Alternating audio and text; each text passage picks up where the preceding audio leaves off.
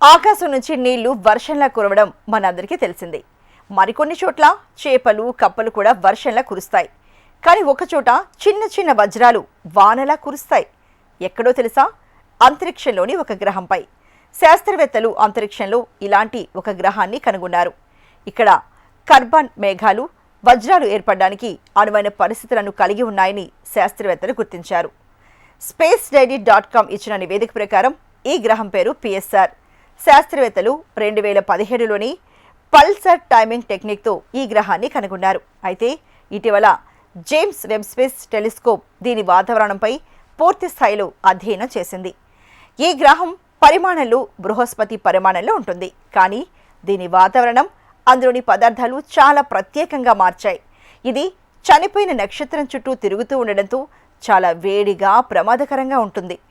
దీని వాతావరణంలో పూర్తిగా కార్బన్, హీలియం మాత్రమే ఉన్నాయి. భూమిపై ఉండే ఆక్సిజన్, నైట్రోజన్ లాంటివి ఇక్కడ లేవు. పొగ, మసి లాంటి కణాలతో నిండిన దీని వాతావరణం చాలా వింతగా ఉంటుంది. అయితే వజ్రాలు ఎలా తయారవుతున్నాయి అంటే, ఈ కొత్త గ్రహంపై విపరీతమైన వేడి, తీవ్రమైన ఒత్తిడి ఉంటుంది. ఇక్కడ కార్బన్ డయాక్సైడ్ లాంటి కణాలు నెమ్మదిగా ఘనీభవించి వజ్రాలుగా మారుతాయి. అందుకే శాస్త్రవేత్తలు ఇక్కడ వజ్రాల వర్షం కురిసే అవకాశం ఉందని చెప్తున్నారు.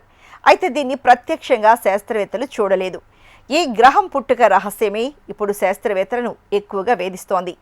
కార్బన్తో నిండిన ఈ గ్రహం ఎలా ఏర్పడిందనే దానిపై వారికి ఇంకా స్పష్టత రాలేదు. సాధారణంగా గ్రహాలు ఏర్పడే పద్ధతికి ఇది ఎంతో భిన్నంగా ఉంది. ఈ గ్రహం ఎలా ఏర్పడిందో తెలుసుకోవడమే ఇప్పుడు శాస్త్రవేత్తల ముందున్న అతిపెద్ద సవాల్.